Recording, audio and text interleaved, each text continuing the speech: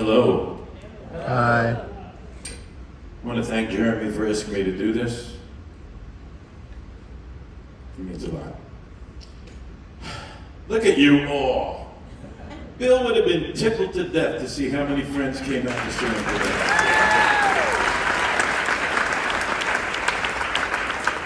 You know, the dictionary describes a friend as someone who you have a bond of mutual affection with that's not your family.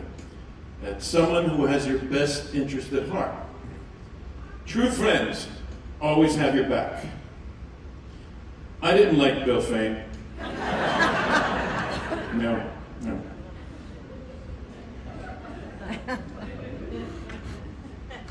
I love Bill Fayne. He was. I know there are a lot of people in here today who have known him longer. But in a short span of the 15 years that I knew him, we forged a relationship that literally surpassed anything I've ever had with another performer.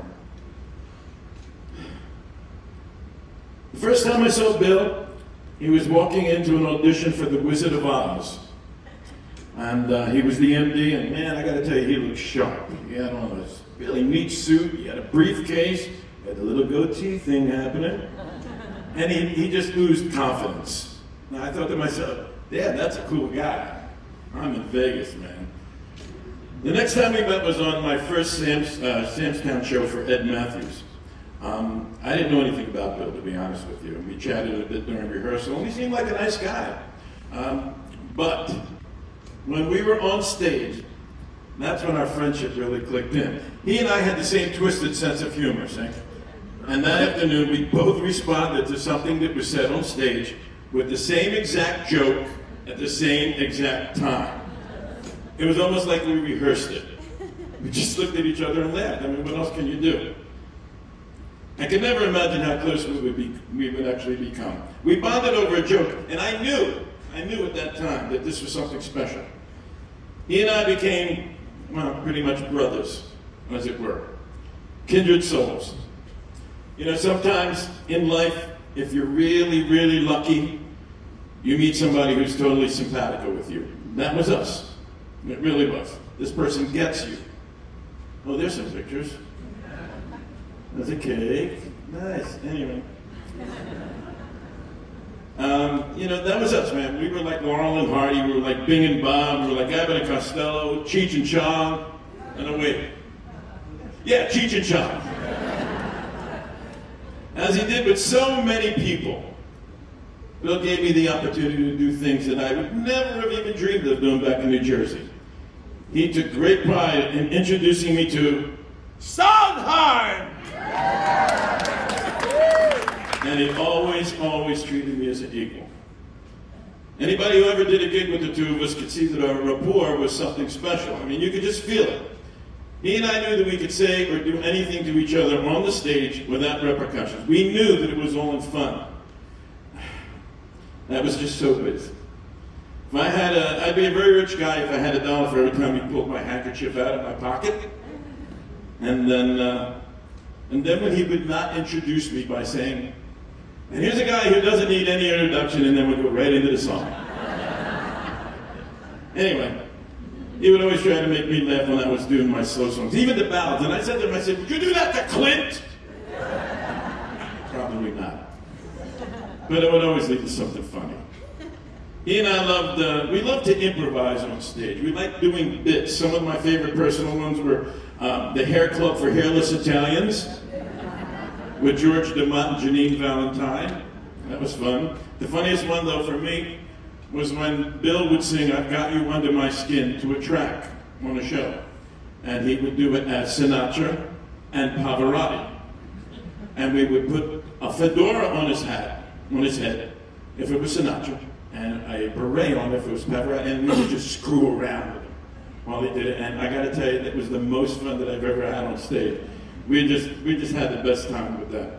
Truth be told, we probably had more fun than the audience did, but we didn't care. Now, through the years, whenever I knew that he was down about something, as he got sometimes, we would try to do things together. I'd take him out to a batting cage, and he was actually pretty damn good at hitting the ball.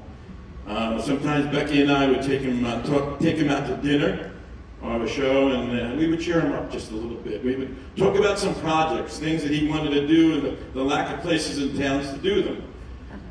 One of his greatest desires was to do the Fantastics.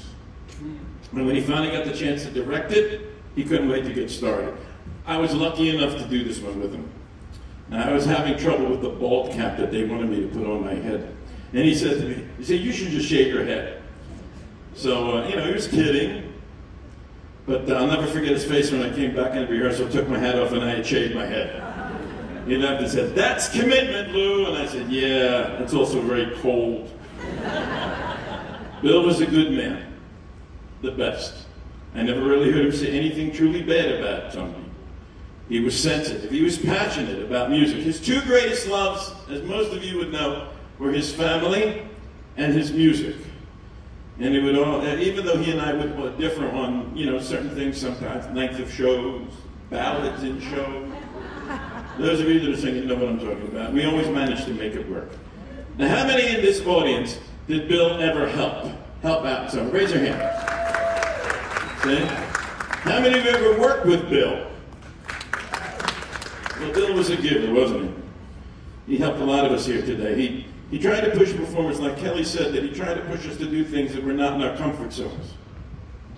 Bill was a champion of the younger performers that came into town, and he liked to help them get the start in their careers.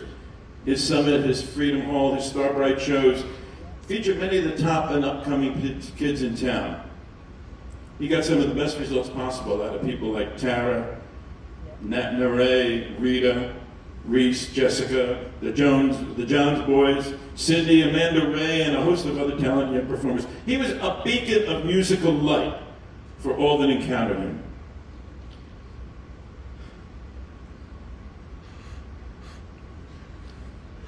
Meeting him and getting to work with him and to be brothers with him is simply one of the highlights of my life and my career, and I'll treasure just about everything that we did together.